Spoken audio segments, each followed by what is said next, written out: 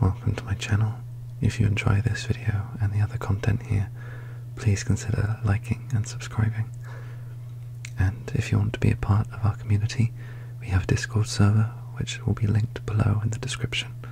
But without further ado, sit back, take a deep breath, and relax. And I hope you enjoy the video. Hey there, and welcome to more readings. I'm not entirely sure what I'm going to call this episode. I've had cozy Rainfall readings, I've had even more. I've had more cozy Rainfall readings, I've had even more cozy Rainfall readings. What do I call this one? I don't know.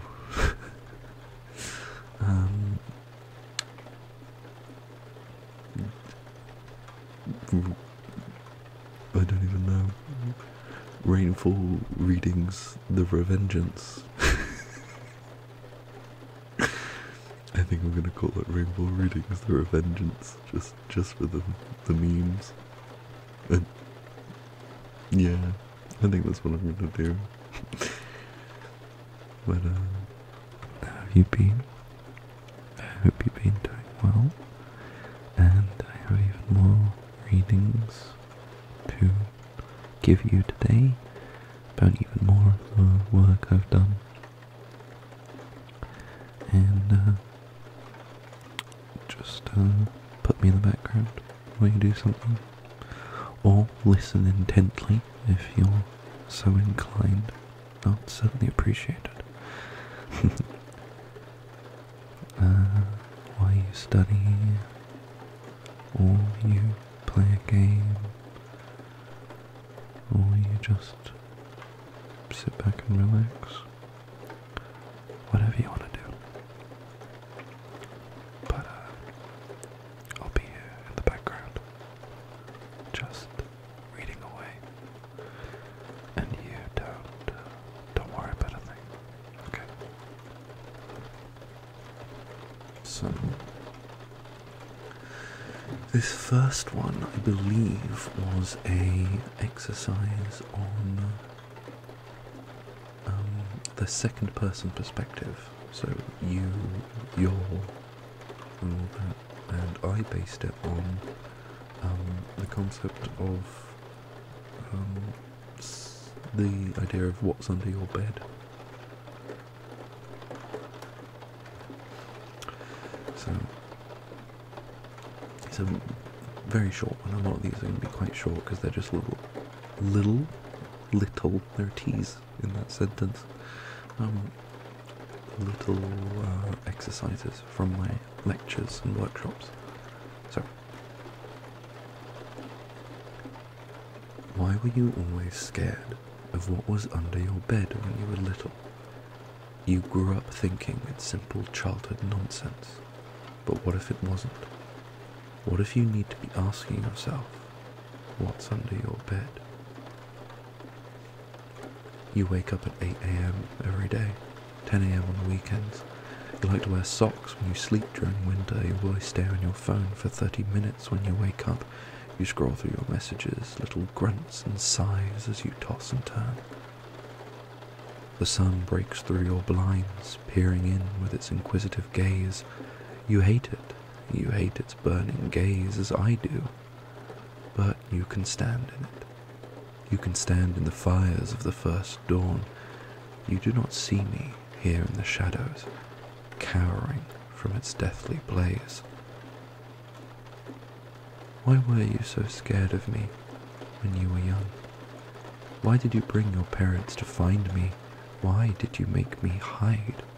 You've crammed your unwanted things here with me, suffocated me in my home. You sleep whilst I roam, whilst I hunt what hides in your shadow. You fear me, but I keep you safe. But on this night, you awoke. You woke when you weren't meant to. You saw me, and you shouldn't have. Now, you wonder what's under your bed.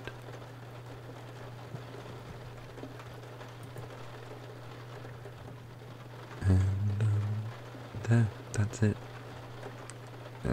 It is a neat little piece that I kind of like, because, I don't know, I just like the idea of like the monster under the bed thing, but being kind of flipped, and you know, it's not actually a monster really. Like, when we see it, it's terrifying to us, but you know, it actually is there to keep you safe. It actually protects you. And anyway, on to the next pieces. I'm really hoping that these pieces are slightly more upbeat, because I've really noticed a trend. So, I really, really hope that at least something here is at least hopeful. I mean, I don't really think anything I do is like happy and jolly and ooh woo. No, I'm never saying that again. But you know, I really at least hope something has like a nice message. I don't know. I just need something that's not pure depression on a page.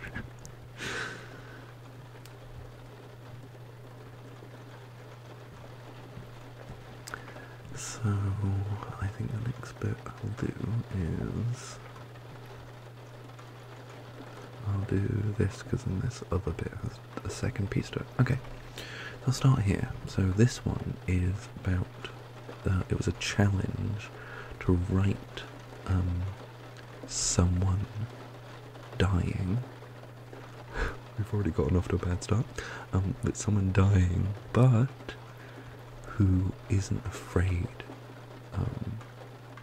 of death. Actually, no, that wasn't the challenge at all. I challenged myself to do that. We just had to write about someone facing their death, and I decided to make it someone who's facing their death, but like they're almost happy. Well, not happy about it, but they're at peace. You know, because I like to challenge myself with these things and try, you know, write something a bit more difficult. Anyway, this is it. From the moment the bird breaks out of its shell, it suffers. Blistering wind and blazing sunlight, left alone to cry uselessly against its fate. When the mother leaves for the hunt, it is left with its kin, all screaming for the safety of their mother, yet she may never return, and they will never know, starving and screaming for a saviour that will never come. But sometimes, if it possesses the will, if its determination holds firm, if life had ordained that it shall suffer in this life long enough for feathers to spurt and wings to spread, then perhaps it has a chance to achieve its freedom, to make a choice, to fly free. My heart rate slows, ebbing into the warm solace of eternity. My breath grows shallow, the pain subsides, and I finally no longer labour my breaths. Many a bird fears the first time it flies, even as the maw of life's many cruel tortures continues to snap and sneer at them. All birds must fly. It is pointless to fear what must be done, what comes for us all. I feel my life fading, but I am not afraid to fly. Yeah, I realize that was just a little bit depressing. The next one isn't, I promise. Yeah, I wanted to compare like a bird having to fly for the first time to the experience of death, and how it must be terrifying, but once you do it, there's something beautiful and greater, you know, to that bird. The whole world is its nest and its surroundings, and when it finally learns to fly, it can see the whole world. this idea that what we see in our world is not all that there is. And anyway, not to go too deep into a random exercise from a workshop, but there you go. These two are a lot better, but the challenges, well, not challenges, tasks, I guess, was to do stuff in the style of a Western. And so I have these two pieces from a Western, and they both include this one character, she's called Jessie, and she's just a badass woman, because I have a bit of a thing for dangerous women. I've noticed. I've noticed my taste in men and women are very different. I like dangerous older women and cute young boys. So, yeah. The woman doesn't necessarily have to be older, but there's something about it when they're like a little bit older than me that gives them a bit of a suave allure that I can't quite resist, evidently.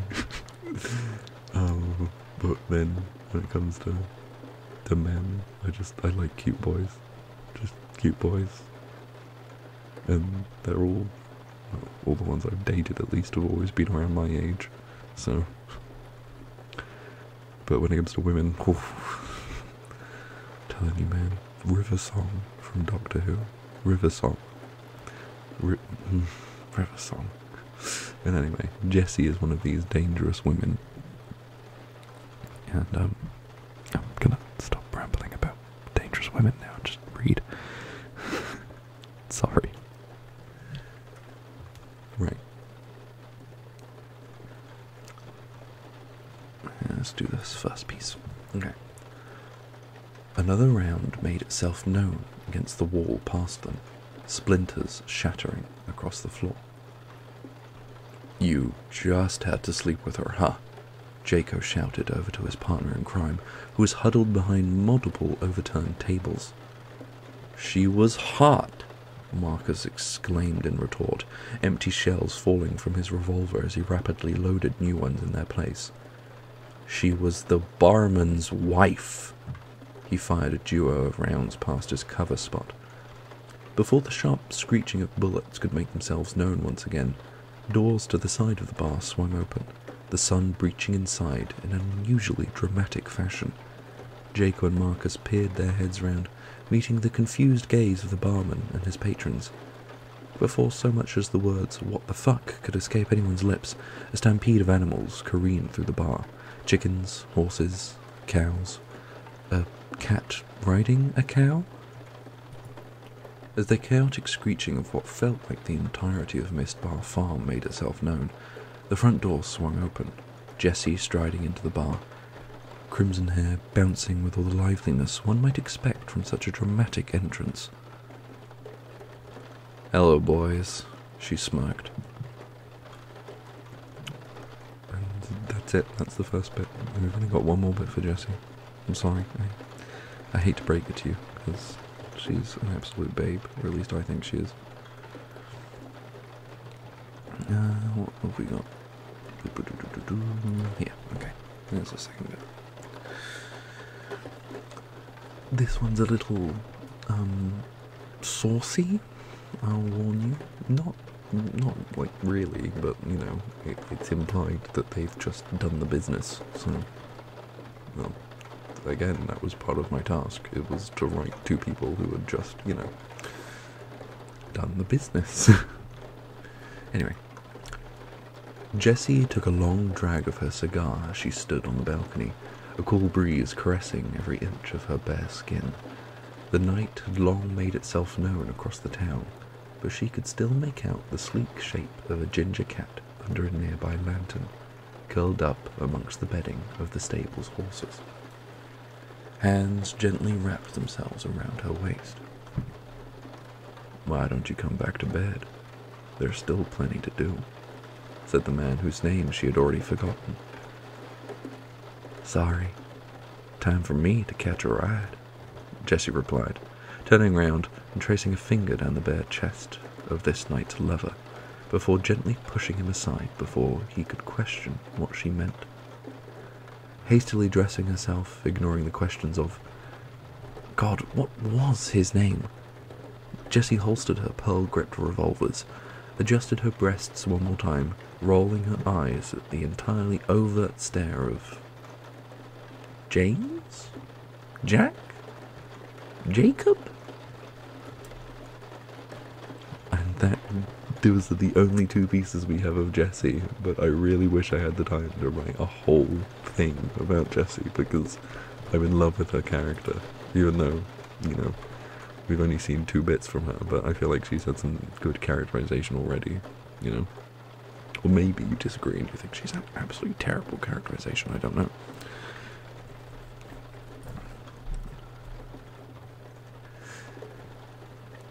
This next bit.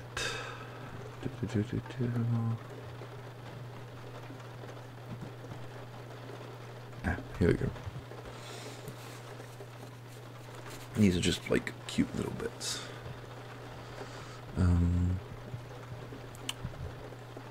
Yeah, this one's a really quick bit, but this is about someone going into a lecture and pretending to be the supply teacher.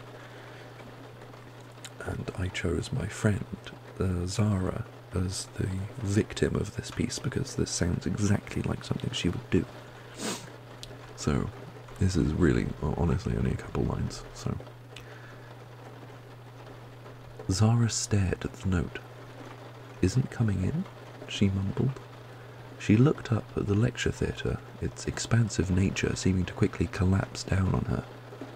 But my lecturer is a woman. She looked back at the screen in front of the students. Nuclear physics, the interactions of electrons in a gaseous state. It read in bold, large font. She looked back at the room. Oh shit, she thought. She was in the wrong room. That would explain why the room was 2 times the size of what it should be, and all the students being people she's never seen before, and the words nuclear physics planted across the screen. She began to slowly stand up from the front row and walk out. Are you the supply? A student asked. Yes, she said, before her eyes grew wide with realization.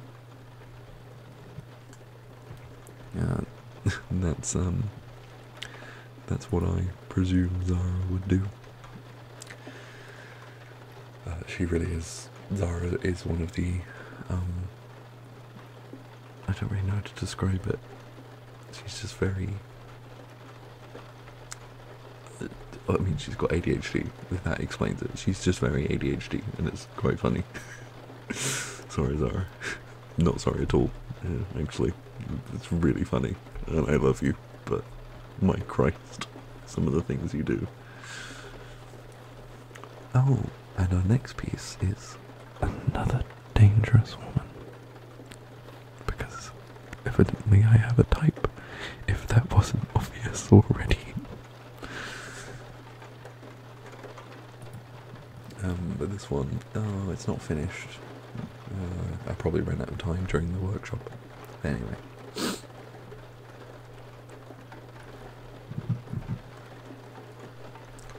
The slamming of footsteps began to approach in rapturous haste towards the end of the ship's hallway. She had a plan. She had faith it would work, but the knowledge of that wouldn't calm her racing heart or the beads of sweat dripping from her brow. There's no point running. The bellowing of a man could be heard behind her. The careening of 2 more sets of boots followed closely behind him. Turning the corner, her scarlet eyes met the distinctive looming of an airlock, its towering security ironically providing nothing but a fresh burst of terror straight to her heart. Her pursuers turned the same corner seconds later. The first of the men was suited in a raven black attire, etched with auric gleam of golds. The other two were beset in basic tactical gear. Lenses of a dull green reflected their target. "Hello, boys. Chasing a lady through hallways? Hasn't anyone ever told you that's no way to treat a guest?" she said, having put on her heels and fixed her hair in the few seconds she had before her assailants arrived. "Dr. Blackburn, you are a thief, not a guest." The man who she danced with but an hour ago raised a hand, his guards raising their weapons in unison. "Well, I was a guest, and I think you were hoping I'd be more than that earlier. How those hands wandered. Tut tut, Mr. Jarek. What would your wife think?" And that's all I have. It's all I have. I'm sorry. I think she was going to do something amazing and daring. Escape. I can't remember what anymore. This was many, months ago now, actually. Yeah. 4 months ago. And next we have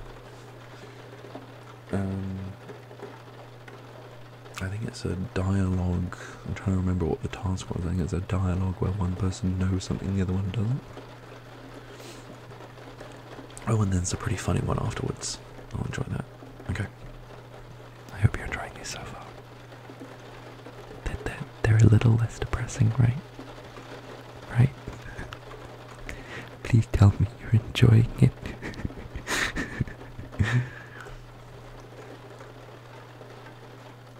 "You'll never guess what Sarah told me last night," Ali said, her hand still firmly gripping the door handle. "She snuck out to see a boy," Tina replied, not looking up from her laptop. Ali paused before closing the door far more quietly than she had opened it, her voice growing quieter and more pointed. "So she told you before she told me. I didn't realize we were playing favourites now." "Oh, please, the only person trying to play favourites is you. And she didn't exactly tell me, I more found out." Tina stopped her work, turning to her wife and casually reaching for a coffee mug. "Found out? When?" Tina looked Ali in the eye as she slowly took a sip of her coffee. "Honey?" Ali's eyes widened. "On the night she did it?" Tina finally said. "Oh my fuck." Ali stopped herself, realizing her voice had grown loud again. She took a step forward before continuing in sharp whispers. "And why the fuck didn't you stop her, Tina?" And that's it. Now this next bit, I believe it's a thing from, I think it's Russell T. Davis. It's either Russell T. Davis or Stephen Moffat, I can't remember. I think it's Russell T. Davis. But it's how he does dialogue.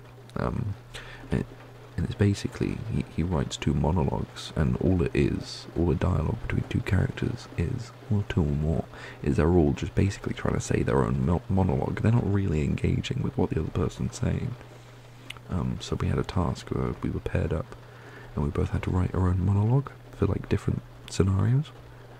And then we had to read it out, like, I would read out a couple lines, and then my partner would read out a couple lines of his monologue, and it was supposed to sound like good dialogue. Now, unfortunately, I don't have the other half of this, but I can read you my monologue, and this scenario is a cat and a dog arguing over who is the favourite. And I got the cat because I am definitely a grumpy cat on the inside. Well, on the outside as well, because I'm just outwardly quite grumpy. So, here we go. Seriously? We both know the answer to this question. It's me, obviously. I don't mean to say you're inadequate, simply inferior. I mean, look at you. You still have mud on your paws from your walk. Do you really need someone to walk you about? I just come and go. I'm low maintenance. Speaking of maintenance, aren't you scheduled for a bath time? A dog's incapable of cleaning themselves. I keep my fur silken smooth to the touch at every hour of the day. You see how much they love to pet me. I imagine petting you is like dragging a paw through a rose bush. Just think about it. You always bring them gifts. A stick is not a gift. I hunt for them. A stick can't run away. So of course I'm loved more. But don't worry, my canine companion. I can teach you how to be more civil. Cleaning yourself, going out on your own. Perhaps if you pay enough attention, I might be able to finally make you stop chasing your own tail. But until then, I really suggest you watch and learn. You'll never be as regal as I, but perhaps you'll become less of a hassle. And that was my cat monologue. Oh my god, this next one's also funny. Okay, I'm not going to give context for this one. I'm just going to read it out. But it finally... Writings that aren't depressed. I promise I don't have a problem. It's not that I don't appreciate you coming here, I just didn't think you'd come wearing that. Dan's face made no attempt to hide his shock. What's wrong with it? Ryan said, glancing between his clothes and Dan. You look like you belong in a sex dungeon. Isn't that the point? Dan's eyes widened. No, why on earth would that be the point of this? Ryan's confusion slowly turned into a sense of clarity, chuckling slightly and smiling at his longtime friend. Oh, could you have something you want me to wear? Is this like a role-play thing? Oh, I've always wanted to be a delivery boy. No, wait, a sexy secretary.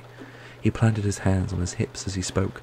With his hands no longer covering it, a large bulge pointed at Dan with menacing eagerness. What the actual fuck, Ryan? What are you on about? No one is banging anyone in here. They're not? Then what's the point of doing a BDSM video?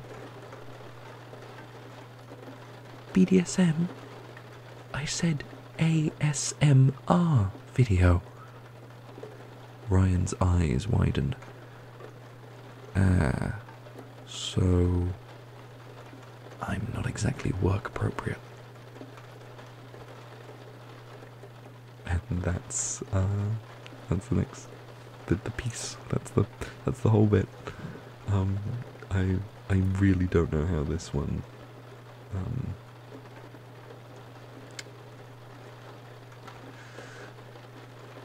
I really don't know how this one got into my head. I'm going to be honest, I'm trying to think. I don't remember. But it couldn't have been in any decent fashion. That's for sure.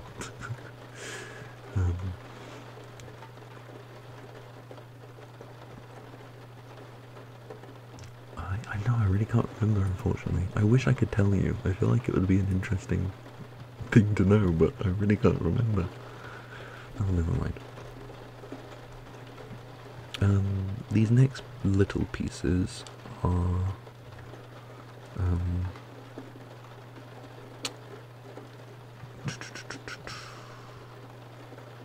these next two tiny pieces, literally a couple lines, just about expressing emotion through something that isn't just like someone saying I am sad, I am scared, or someone like, or you literally writing like, you know, he raised his hand, you know, afraidly, you know, just trying to avoid literally stating what the person is feeling, or the character is feeling. So these are just some things, okay. So I'm just going to read them out, and hopefully you kind of get the idea about how these people are feeling towards each other. He sank back into his chair, his muscles finally relaxing. He sat back, stared at the ceiling, and let the weight of his eyelids slowly push down, a long, deep sigh escaping his lips. you know, what's this person feeling? Hopefully, you've gathered that they feel slightly relieved to be sitting down and tired. The next one. She watched him as he left the house for work, a small smile escaping her lips as she gripped the warmth of her mug. That's it. They stare at one another, jaws tensing as their posture straightened. "Hello," they both said to each other. And that's it, that's all. Wait, no, I think there's one more actually. His facial expression softened as the tenseness in his chest rushed out of his body. She sat down next to him and began to chat. He leaned in slightly, his shoulders pointing towards her. He couldn't help but crack a smile as his chin rested upon his hand, a soft "good morning" dancing its way from his lips.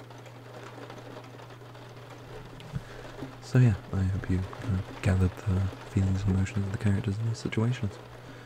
On to another piece, which I based on another one of my friends and her boyfriend.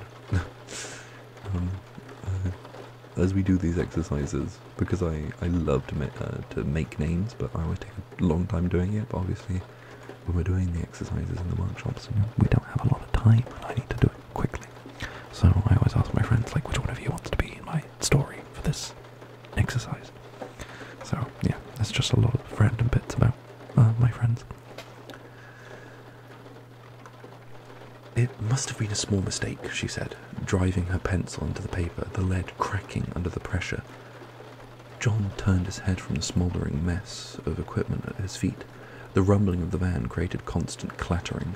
His brows furrowed, an intensity Courtney had never seen before. "Small, small," he bellowed, throwing a wrench to the ground, his foot kicking more scrap out of the way. "A man is dead, and you call that a small mistake?"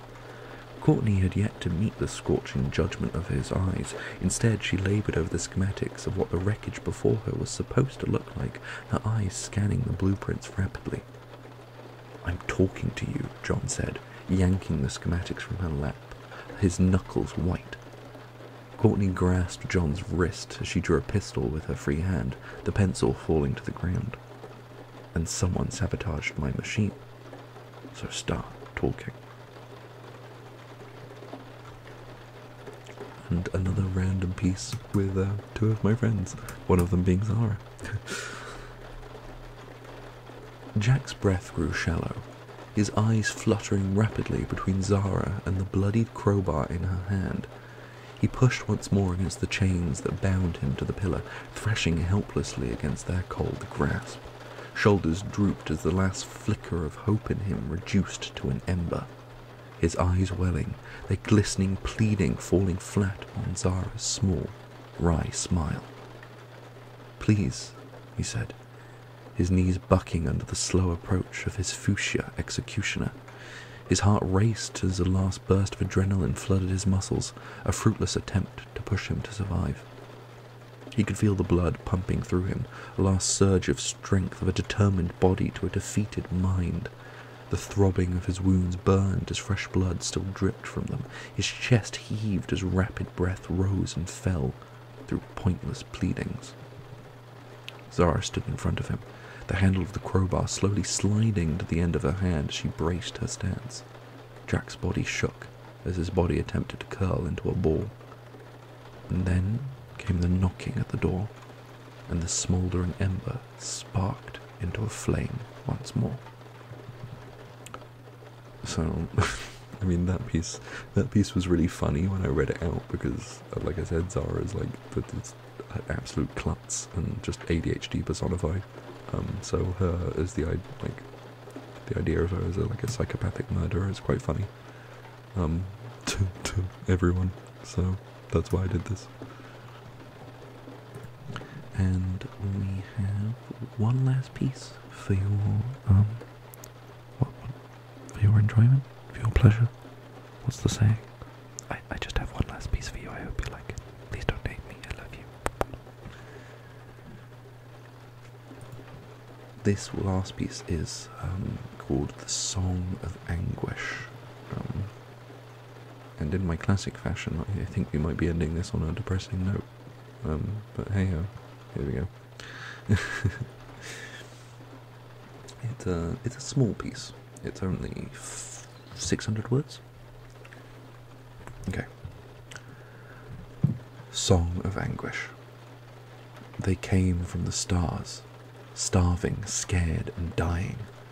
Their great silver bird screaming through our sky, polluting the glistening rose with its black flame, raining the sharp daggers at its feathers over our beautiful forest, impacting the land.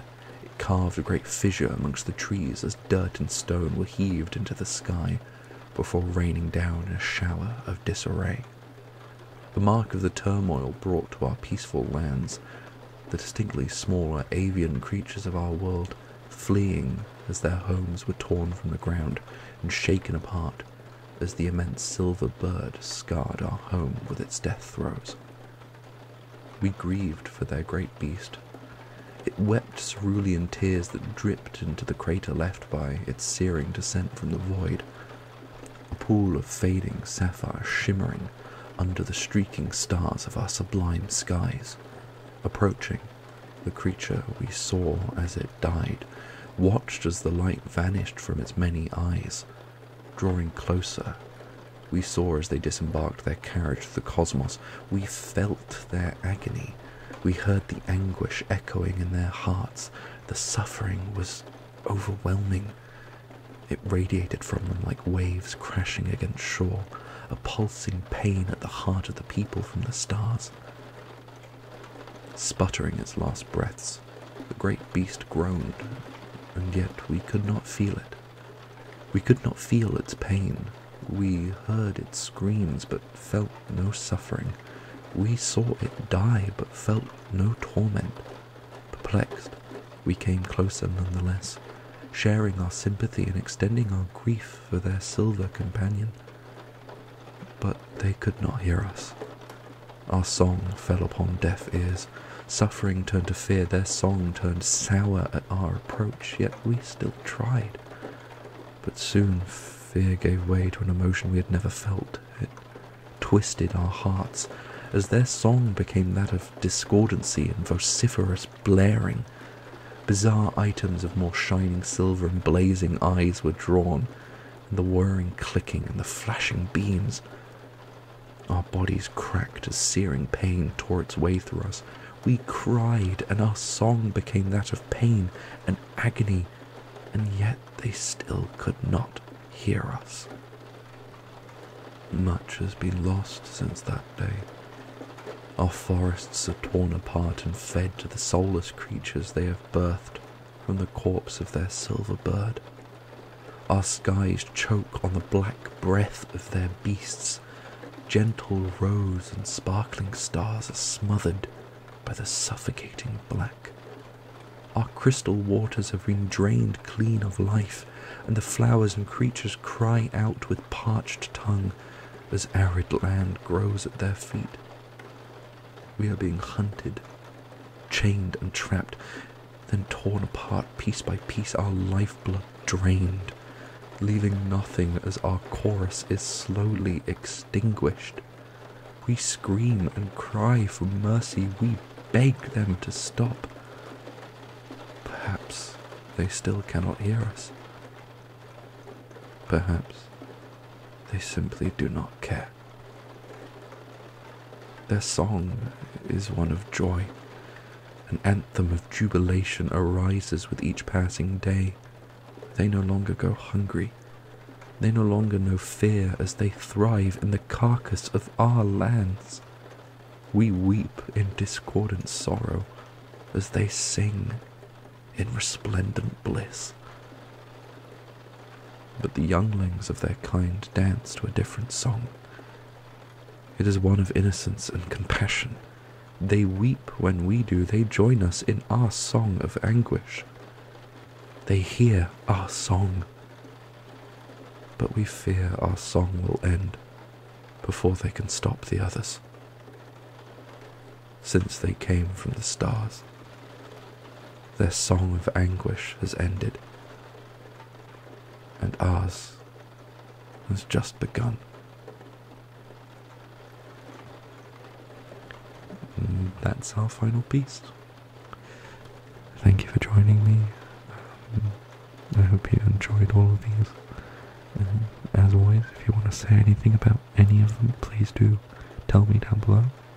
And I will see you in the next video. Until then, I hope you have a wonderful day or night. And rest well. Make sure to eat well, drink well, look after yourself. Rest up. Relax. I'll always be here for the relaxation bit. It's literally my job. But I will see you in the next video. Bye-bye. Hey there. Thank you for watching this video. But just before it ends, I'd like to take this chance to thank all my disciples of Jesus Christ patrons. If you'd also like to support me, you can check the links below. But until the next time, take care of yourself, have a good day or night, and I'll see you in the next video.